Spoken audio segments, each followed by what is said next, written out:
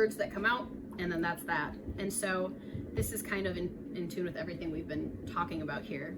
And I think you actually liked this one when it was on my page. I try to like them all. My Facebook buries things. It does. Yeah, oh, totally. Why am I seeing... And then you forget. You're just like, oh, I miss. That's all right. I'm bringing it back for you. Please. All right. It says, you are not a container for discomfort. You are not a vault of sad rememberings, nor the scorekeeper of pain points. You are a child of the great mystery. You are bearer of magic. You are a beam of energy formed uniquely. You have tools for love, like hands and paint and hopeful words. Use them. Amen. I love it so You know, in these much. times, I think All it's so, times. and all, because these times are all times. Like, it feels so big now, and that's not to say it isn't, but there's always been something. Gotta be careful. We'll wait for something else if we're not careful. Yes. It's always the time to use your tools, so, and to lean into love. And yeah, there's really not a ton to say about that, except I think it's important to channel that energy and you know, use it for good. And remind people. That's Yes. your reminder, your teacher. I love it. And I have put many here, and I want to just kind of pick out my favorites at this point. So let's see. Scroll back up. So this is, I called this one a prayer, and earlier this year I was doing something called the Prayer Project. Yes. Do you remember that? I do. Or Poem Prayer Project? Yes. I don't even remember what I was calling it. And now essentially what the whole point of it was that, and I'll also preface this by saying I'm not personally religious. I don't follow any religion. Like organized. No, thank you. But I do feel that I'm a spiritual person and that this is a spiritual experience, and that everything we do is a prayer. And I think we often think of prayer as like a moment we carve out, you know, in the morning or before bed, or that it has to do with religion. And that it has to do with religion at all. And speaking, this just interjecting real quick, you know, I'm first generation off the reservation. Mm-hmm. Like, prayer is everywhere. Prayer is in everything. All cultures and things. So like, it's funny sometimes if I want to say to somebody like, you know, I'm keeping you in my prayers. It has a connotation. Like, it definitely has that, and we need to re-simplify. We complicate, we label, and then we take that and we judge, and then we get what we've assumed, by what we judge. So reframing words like prayer is very important, because what is prayer? It's a petition. And that petition is more of, it's a claiming, it's a statement.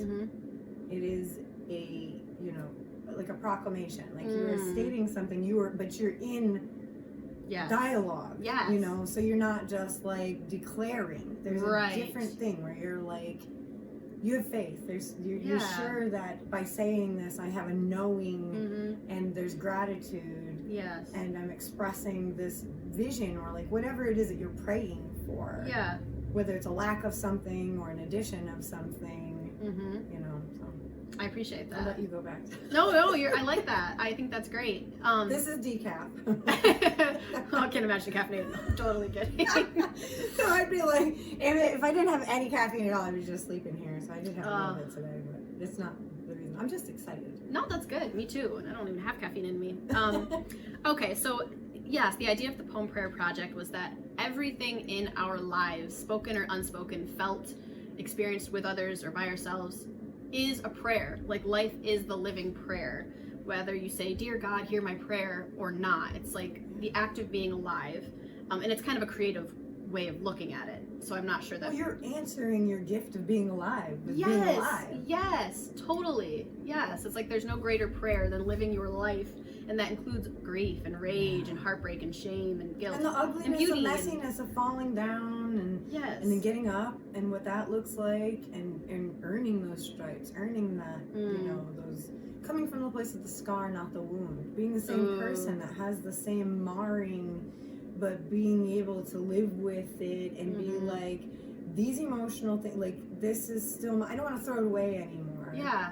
But I'm able to, you know, come out a different way with it. Yes. And give that in a different way. Right. It's still here, but this is who I am now with that, through that. Totally. I think your book is going to facilitate that too. Oh, thank you. I hope so. That's kind of the vision, one of visions. All right, I just had it and I lost it. So another reason I like this poem is because it feels synchronistic with a lot of the way Mary Oliver writes here. It's a lot about nature. Somewhere in here, I don't remember exactly how she states it, but she says she was like the bride to nature. Essentially, she never married, and it was like nature was her love, and I have very much felt that way. You're content. You're whole. You are out there, and you are fulfilled, and you are enriched, and you are in the sensuality of it, and the love of your body and this greater body. And I can absolutely see that. And even just like in her line in Wild Geese, where it says, you know, whoever you are, wherever you are, no matter how lonely, the world offers itself to your imagination. I think that's profound. It's like, despite everything that's going on and how deeply or darkly you may feel, there's still all this life, and don't forget all this life, and don't forget nature and the sunrise and so on and so forth. It shall go on. It shall go on. And I found a huge reprieve in that. And I think I forgot to make a point, which was that the Poem Prayer Project is essentially that any single poem I write, no matter what it's about, whether it seems about God or a prayer or an ask or a request, I always end it in amen. And it's a prayer. It's all a prayer now. Yep. So this one says, "Dear God, who I struggle to believe in, hear my prayer. But first, do you want to know what I really believe in? I believe in that soft, silent moment when you gaze into an animal's eyes and there is a knowing that needs no words, no repenting, no Hail Marys. And I believe in the way the setting sun shines on the underbelly of southbound geese, who, by the way, fly. Kind of miraculous, don't you think? Says I, who only knows flight in my dreams and walks on 2 feet. I believe in the synchronistic, not individualistic flight of geese who truly love thy neighbor. Have you noticed? And I believe in whatever is in the trees that anesthetizes my aching, terrified, wild heart. I reach for God and somehow wind up with a handful of acorns. I bring them home for the squirrels. But can I pray to the colors in the sky at sunrise? And do the seedlings that grow in their right time, their perfect time, without fail every spring, causing a grand uprising of joy in my being, have any power to stop the people I love from suffering? Yes? No? I don't know. To all of life's and every human's deepest questioning, I am certain. Yes. No. I don't know. Well, anyway, I forgot the rest. Amen." Isn't that fun? I love it. It's making me cry. Oh, thank you. Together. Reaching for God and coming back with a handful of acorns. Thank Take you. It home. Give the squirrels. Love those squirrels. I do too. We're all squirrels. Oh my goodness, squirrely for I sure. admire the squirrels. Me too. They trust. They have such good trust and unbothered AF. Totally. They love a good dumpster meal. There's also a word I'm in done here. with dumpster meals, ma'am. Oh my goodness. I do not admire that part. No, that's fair. That's fair. I no longer settle. Over the winter, I actually would make them little sandwiches. I'd cut them into heart shapes. Lady fingers. Yeah. For your little tiny furry lady fingers. It's fun. Come on, Gave me gather something around, to do. little hairy bastards. Oh my goodness. I can't feed my birds. I love the squirrels. I really, really do. There's a place for everybody. Amen. Yeah. Okay. Squirrels. Squirrels. Spiders, squirrels, you covered everything. Hey, we're all here. 100%. Like we said, we all have our place. We belong. All right. I think my last two, if we have time. Yes, we do. I want to hear. One is just This will be a 2-parter, maybe. there you go. Great. Cool. People will just be like, Divvy it up. when's the next episode? Right? Today we're going to talk about Everything under the sun. Yes, All I in one love it. episode. So this is actually, I gave this a name. It's called Freedom Prayer. And it's basically about aging and existing as a woman in our society. And how everybody, I feel, at some point has to deal with this. And you don't even realize it until you hit certain markers in life, certain milestones. And it says, we meet other people's assumptions. right. Sorry. No, that's okay. Throw it in there. When you no longer need to be young, you are free. When your lips don't have to pout or shout their beauty to the world, look at me, you are free. When it doesn't matter if your breasts swoop up towards the heavens or down towards humanity, you are free. When you do not have to be pristine from every angle, when your skin is entitled to hang, wrinkle, dangle, you are free. When you don't care if the light is coming from behind you or in front of you for your photo, you are free, because you know in your heart that your light comes from within. When you don't need to be as thin as you've ever been or will never or ever be, you are free. When you lose interest in the toxic relationship with your body that never even bothered to ask you, what do you need? You are free. When you don't need to freshen up with nips and tucks, when you've given your last fucks because you'd rather be free than forever young, you are free. When you decide that conventional beauty was a standard set by a man that doesn't even know you, you are free. Because beauty is in the eye of the beholder. So for once in your life, behold you. Be free. Amen. Behold you. I love that. Thank you. Be free. I said some of my own words wrong, but that's okay. That's all There's right. a little stanza there I messed up, but we get the idea. We do get the idea, and I think that that is something that should be shouted from the rooftops repeatedly, like rinse and repeat, like you said. Thank you. For Yeah. all the children. Yes, 100%. Everybody needs to hear that. Everybody. Yeah. Totally. Adults. Yes. I love that. Thank you. It's very, very important because we give life to what we believe in. And if we believe in aging as a means to uselessness or like being less Invisible, worthwhile yeah. or put out to pasture, you know the phrase like over the hill? Yes. It literally means like you are of no use anymore. Wild. You have been relegated to the far areas where we don't have to deal with you anymore. So insane to me. You don't have what we need or want or desire. Right. Stop saying that to people. Right. And all of the ways that we say it to people. Yeah. In different words, and we don't Especially even realize women, it. I'm sorry. No, it's true. Like I say, a and standard get set by a educated man. on But women's bodies because like women can have children if they should choose into like their 60s. Like like this is all a matter of what you believe and what's perpetuated and what is put on people. Yes. Judgments pass. Where like once you reach what point you've decided. Right. What that means Who's or deciding? who's done. You get to decide who's done. Yes. And it's like this argument that... And it might be lighthearted, okay? So, like, you're not assigning someone to their finality, you know, gosh, I didn't mean it that way. Well, investigate. Think and say what you mean and mean what you say. Right, right. Because it's Times not are changing. Yeah, yes. It's not lighthearted at all, so.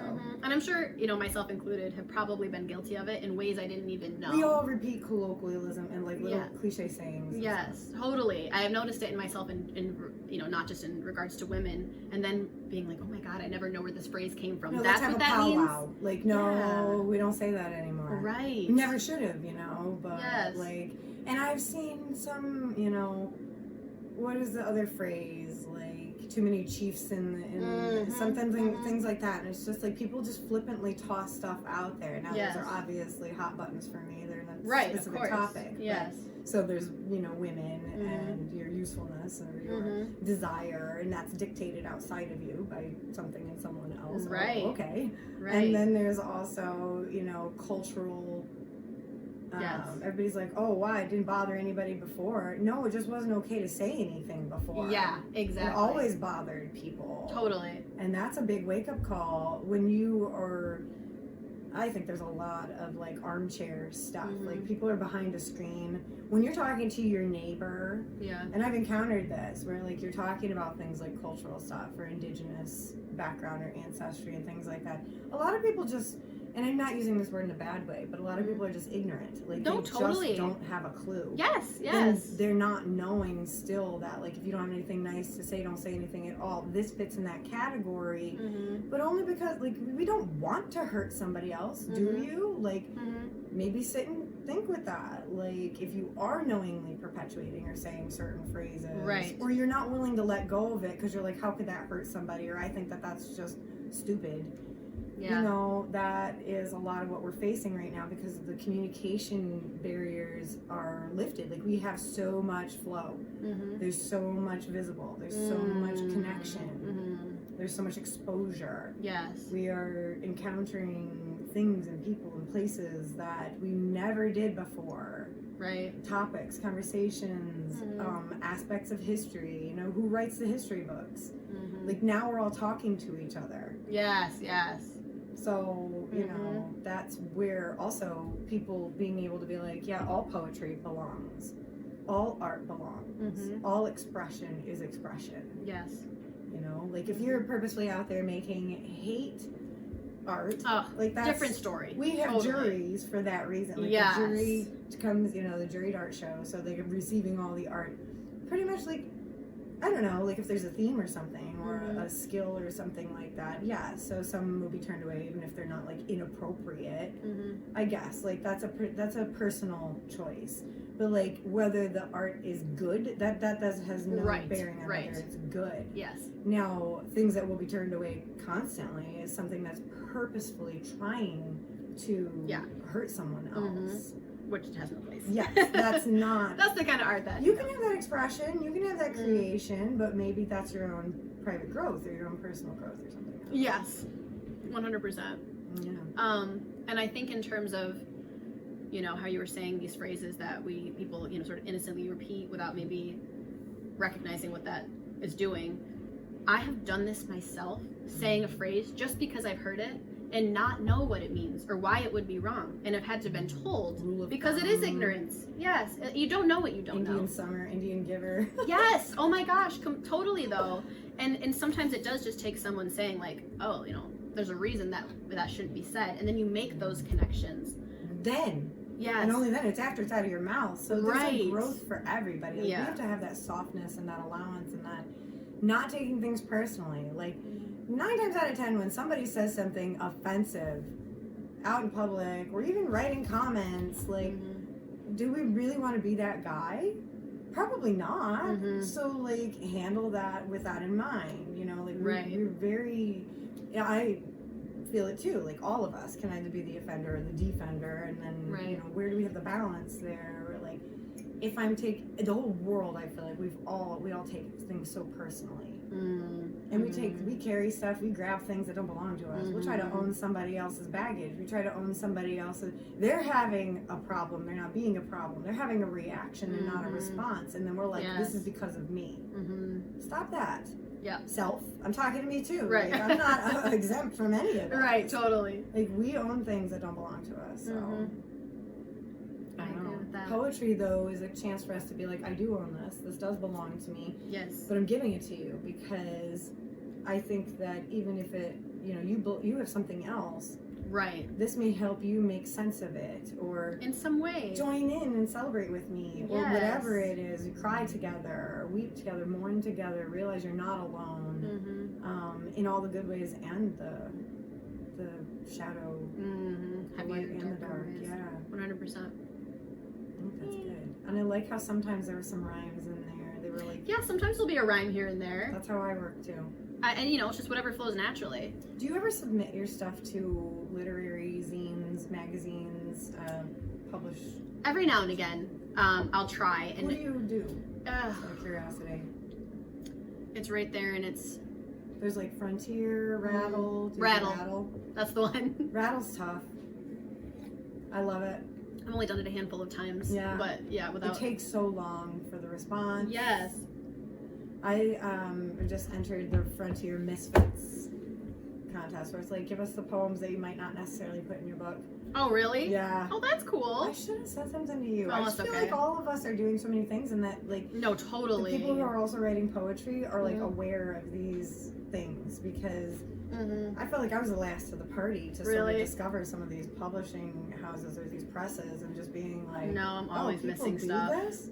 It's like sending them a poem every now and then. Yes. And, you know, I had a piece published a while ago, but there was no pay or anything for it. So well, it's still like, so cool, though. It is cool. It's just like almost, I don't know, like I want more, though. You're just like, oh boy. Because that's what I'm thinking is you see some of these books or these chapbooks or poetry collections, and they'll be like first published in da-da-da-da-da. So, like, there's pieces in there, then some of them have also been elsewhere. Sure. And that's a dream. I don't know. That's a dream for me. So I didn't know if you were also taking them out of, like, trying to slip them places. Oh, I need to do that more. I'll give you another list. I know there's Frontier, Rattle. Those are the two big ones. Narrative, but I think narrative you have to pay to submit, so Rattle's always free. Yeah. Frontier is free, I think, for some of their regular submissions. Okay. The price, I think, is like $50. So, yes, it's not lucrative. Like, we're not, you know. But that's okay. Yes, and I think about the publishing process. That's one of the last questions I wanted to ask you. Because it's sort of like off the cuff, sort of dry, but not too deep, or, you know. When you do want to do your book, are you going to like order a proof, a print? Are you going to go through like KDP, like Amazon? So I'm doing Amazon KDP, self-publishing. So you're going to have digital first and then... So essentially, yeah. So it'll be on there, and when it's, print on demand, so when somebody says they want to order a copy, it is printed for them and sent to them, so I don't have to deal with any of that. Nice. Yeah. And that's the plan that I have going forward. Yes. Yay. Yes. And I'm thinking within the next month, if not sooner. Okay, I was just going to ask you for dates. It's been a long time coming, and I think that's a part of the creative process too, is, you touch something and you're excited about it for a while, and then you don't for a long time. It's not that this altogether should have taken me this long. Yeah. It's that then you put it away for a while, and then you don't revisit it. And I had that same exact experience of when I was going in to like add some final poetry submissions and do my final editing, where I was reading through and I was like, oh my gosh, all of this is like stuff that I was really heavily feeling before, and I don't feel it now. And, do I take this out? And I was like, no, I don't take it out, because it's so cool to see the contrast, not even the contrast, just the evolution of how I felt then and how I felt then in 2022 and in 2023. Yeah, and now I'm here. Me yet. I hadn't realized it yet. You can see it. It's like, wow, I was angry, I was sad, I was processing, but I was like pulling things in that I didn't need to pull in, and I was like looking at them and deciding, and like I didn't need to do that. And then you see like this different observation, which is the poetry is really like an observation of everything, yourself and the world and your relation to it and your process, and then you're like, oh, but I like that. That is me too. Maturity. You're seeing that growth. Yes, and then people, if they want to jump around, they can, but if they're really following the trajectory through your compilation there, then they're gonna have that experience. Yes, of expansion, of growth, of change. Yeah, and the natural order is very organic. Right. When you take a piece out, like we said before, then it gets choppy. And it doesn't flow. People can pick up on it. I think they're going to be able to tell. Where were you for 10 years? Oh my gosh! What were you doing? And some of that deeper stuff, darker, heavier stuff, it was really pertaining to a very specific situation that I was like, should I pull? That was a lot of the bulk of my writing. And it really supports the stuff that came before it and the stuff that comes after. And I will say it's not written in a way where it's like first this, then this, then this.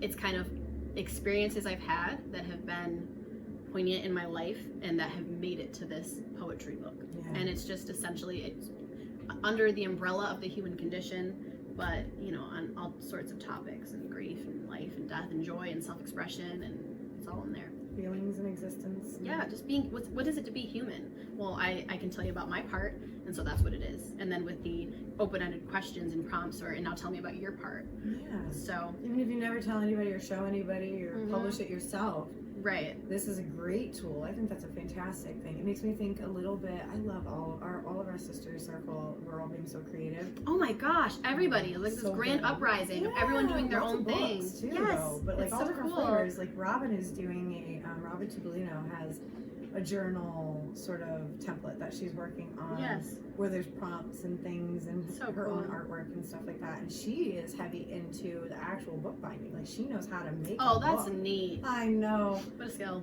She's got like the tools and everything. And I think of not in our sister circle at all, but Todd Moe on NCPR. Okay. Little known fact about him, I had found out in an interview once that he makes it on paper. What? Like the book binding process, like the paper, like wow, just so cool. That is cool. From different elements and substances and things. So maybe flowers or plants. I can't remember specifically, but just what an experience to write on paper that you created with the earth elements. Like that's pretty neat. Or to paint watercolor on there. Ooh, that's right up your alley. Like, absorbing it up. Oh, your statement just gave me so much relief and freedom too about putting stuff away and being like, okay, because that's what I'm doing with Juniper's journey right now. The elephants, the whole little journey. It's all written. It's all done. Every elephant is drawn and everything. I'm working on the watercolor. So cool. But I'm in that phase of where I'm like, okay, I'm just gonna like set that over there for just a second, because once I do that, like we almost block ourselves a little bit because we're like, am I ready for that whole full-blown thing? And it's like, okay, look at it from a little ways away, just like a painting, this project, and be like, okay, I need to flush that out a little bit more. Yeah. And I feel like that's what I'm doing. I'm like, I do watercolor, but I want to really do watercolor. Like I don't want to just Dana this. I said that before. Oh my gosh, I love that, and I know exactly what you mean. It'll come out. Yeah. It'll be okay. It'll be beautiful. Yeah. But you're saying you want to do it another specific kind of way now. There's so much out there. Yes.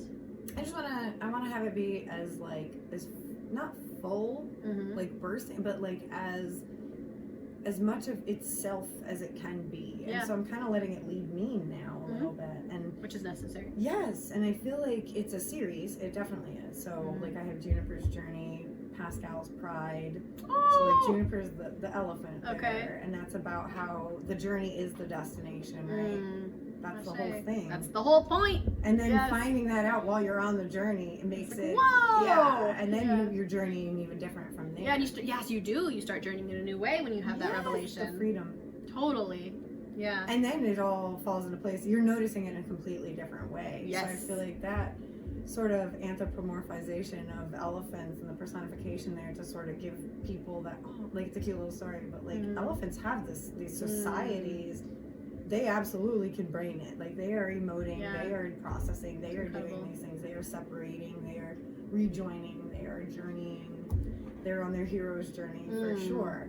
And then Pascal's Pride is about, the lion, like with pride, like so it's lions.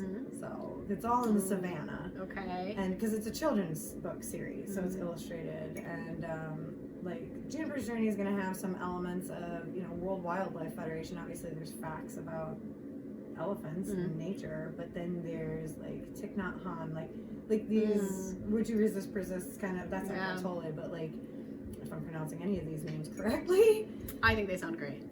but all these elements that like come from many cultures and areas, and that you cannot just throw these things at people, right? And when you have this idea for this project, you're like, I am all in. And no, you're not quitting, but you're like, this will take 6 months. Or whatever you envision. Like, I have all the parts. It's all coming from in here. Yeah, because then every time you look at it, you're like, revise, tone, shape. And that's okay. Yeah, in 2 weeks I'm a different person because I've learned new things. 100%. And I've developed, so then I want to change it a little bit more. Totally. Even as we were talking, I was like, I'm going to read this poem instead. And a minute later, I was like, no, I'm going to read this one now. And she's like editing it while she's reading. Totally. She wrote a new one while we were sitting here. I wouldn't put it past me, honestly. I'm going to vote differently in the next election. No, I'm just kidding. Like, oh God. That is the thing that people, I think, are afraid of change. I don't go to politics or anything, but like, we commit so hard sometimes to... Yes. And we need to allow ourselves to relearn something. Yes. Like if you have this, like you've got a sentence out of a book, you don't know the whole story. And many of us are, as life goes on, are gathering sentence by sentence by sentence. So we've got the whole novel, and like we'll change our minds. Yes, and we should change our minds. Yes. And I wrote about this, and it's a micro poem. So we think we owe ourselves commitment to who we are, but we really owe ourselves permission to change. Because we become so tightly identified. Because it made sense at one point. Well, it's okay for things to change and not make sense or make sense in a new way. Because we need to commit to ourselves in that way too. Yeah, commit to the flow, to the evolution. Life, yeah. To life, staying open to life. Us. Yes. We deserve that and life deserves that. Totally. I was thinking about that, how that was another similar quote. I think it was Alan Watts. It was like, I owe my solitude to other people. Ooh, I like it. And not in the way where it's like, y'all make me want to be alone. Oh, I like it in that way. I'm just kidding. It's both ways. I feel like where it's like, you deserve me to go work on myself. I deserve me to go work on myself. Yeah, I'm going to go in that cocoon and do the cocoon thing. So when I come out, be the new creature when I come out. And that is a perpetual thing for us. Totally. When you get out, over and over. You're going back in again. Yep. And it's like, I thought I did this. And sometimes I feel like I just don't come out. I'm like, well, I missed the exit. I'm just mush. I'm just permanent mush. I live here now. That's okay too. It is okay. Like, I feel like the mush is the messy middle. It totally is. I was just going to say that. I hate how scientists found that out, though, about butterflies and caterpillars. See, here's my ADHD. I'm going to have a special interest. I won't info dump. Oh, I want to hear a little bit. You do? It's terrible. It's absolutely terrible how they figured out how it's because in the beginning when you look at, think of like early man or something looking at caterpillar or butterfly. Clearly but they look like two different things. It's connected, you know. So then you fast forward to experiments and stuff, and so electrical charge, like a little zippy zap, to the caterpillar, you know, repeated, like whatever, like bad Pavlovian zippy zap, poor babies. And so, but then when they went into their, this is sounding less and less scientific. Carry on. And the little zippy zap of the babies. Oh boy. So then they go into their mush phase, their cocoon or their chrysalis. That's a scientific term. Yes, the mush. They dissolve or they reconfigure, really. But this is how they figured out that that's how they do that. And then they are introducing to the butterfly, who's now the finished product, you know. And they have a memory. They would react like they knew the zippy zap was kept, like they were avoidant of it or something. So they had some sort of recollection. That's wild. Even though their composition, like if it's they totally test their cellularly, like they are a different creature. Wow. But the consciousness remains. Yes. And my friend Naomi and I were talking about this yesterday because we were like, you know, thought transmission, talk of that. We're collective unconscious. So that consciousness is the thread for that caterpillar and butterfly. So we are all like little fingers, right? So this is humanity. Here we all are. All of the blood and the internal work, it's all the same. It's all connected. Like the blood is the same. It's going in each of these. But I do that. I don't feel it over here. Right. You know? And I can move this one, and this one doesn't have anything to do with it. It doesn't even know, but it does. It's so fun to put it that way. Where is Thumbkin? This is taking so many turns. I'm a mom. I like it. But I feel like the more we can realize that too, like our interconnectedness. Totally. We have to realize that. We must. Yes. And caterpillars, butterflies lead the way. All of these things with no voices speak so loudly. We would only shut up and listen. I know. All of us are teachers and all of us are students. And I feel like if you become a teacher in a role, like you become a brand new student. I'm finding that for myself. Yeah. Like the grant program that I'm doing through St. Martin's County Arts, you know, the re-grant program. I have to like name the whole thing. I'm not saying the blurb or anything, but I teach art for Victims Assistance Center because we won this grant, and so we're able to give free art to families that are in need, a very difficult place in their life. And I'm realizing that I'm in this position where, you know, we are domestic violence survivors ourselves, so I'm revisiting now, giving back, like trying to come back and give where I was given too. And so I'm in this space where the way that they're looking at me is like, I have this to give to them, or I have something, and I'm like, I'm learning more than ever. You know, every new day, every new class, every new child or adult, it's all ages. Well, that's neat. I'm taking in so much more. Like they have no idea. People have no idea how much it's symbiotic if we can let it be. It's just so beautiful. I want to be the student. Totally. Forever. Yeah, you get more out of it that way. Oh, yeah. Instead of saying like, and I know you're not, but like, I'm offering you this thing. It's like, we're offering each other. Yes. And they'll get more out of it. This and is you'll what get I more brought. out of it. What'd you bring? Like, yes. Let's all slap it on the table. It's a banquet. Yes, buffet it is. style. It is a buffet. And we do need to build a longer table, not a taller wall. Ooh. What is that? Like all these sayings out there. Yes. And that's what we're seeing, I think, a lot in the world, which is a fear response. And I cannot be angry or blame our fellow humans for building taller walls instead of longer tables. We are also being conditioned and programmed because fear is lucrative.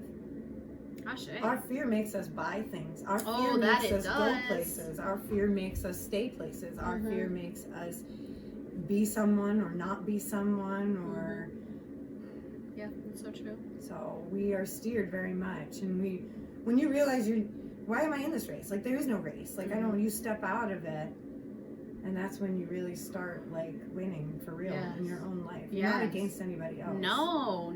You're wasting all your time when you do it that way. Time, energy, all of it. And that's the kind of stuff, those are the expensive lessons.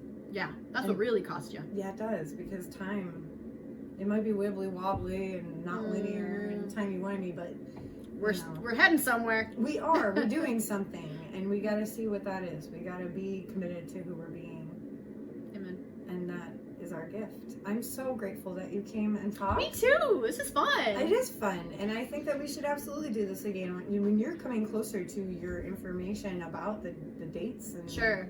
Maybe if you order a proof. Oh yeah. Come back and we'll show it off. Cool. That'll be so exciting. It will be. I'm really excited. I'm excited to be this close. I'm shook that I'm this close. Because for so long I've been like, I'm close. And I'm like, how long can you be this close for without being done? Pretty long. Do you feel a little imposter syndrome too? I'm asking because I do. No, totally. Absolutely. There was plenty of times when I was like, oh, this? Like, are you sure you're doing this? And I'm like, yeah, I'm absolutely sure I'm doing this. Yeah, like I feel like you told people that you're doing something, and then other people are like, when are you doing it? Yeah. When's that coming out again? Oh, I guess you're not then. And it's just like, no, I am. I am. Be it's patient. A process. All in divine time.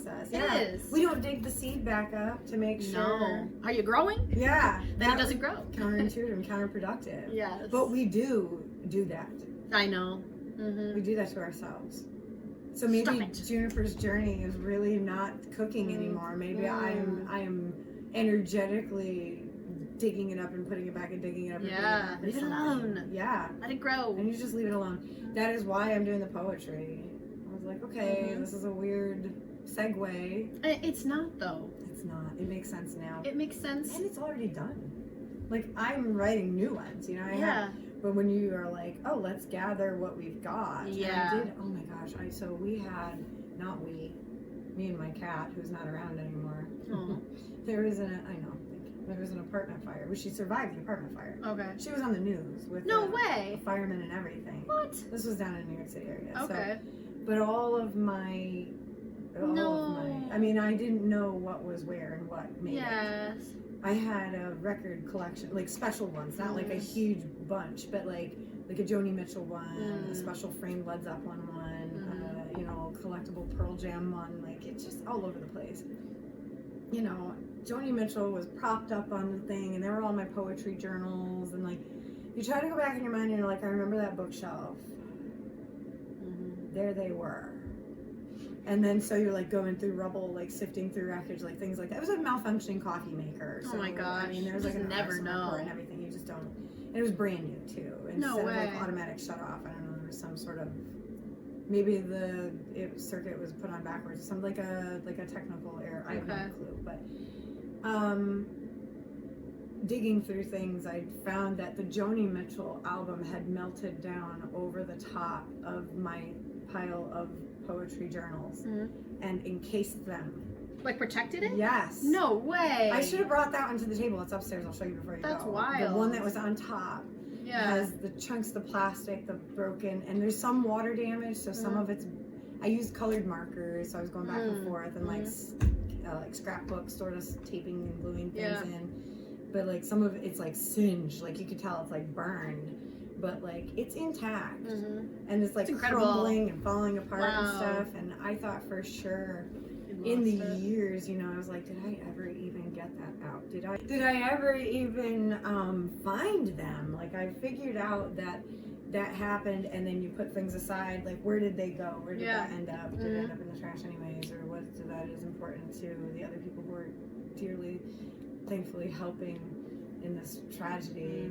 Like I walked by a dumpster outside when they were in the throes of rebuilding and saw a handbag of mine that was mostly charred, like laying on the top, and I was like, I wonder what's in that pocket right there. I opened up, there's my grandmother's wedding ring. No way. I had taken it off at work because it was pinching me because it had been cut off by somebody before, so I was wearing it and was like, and I put it in. Wow.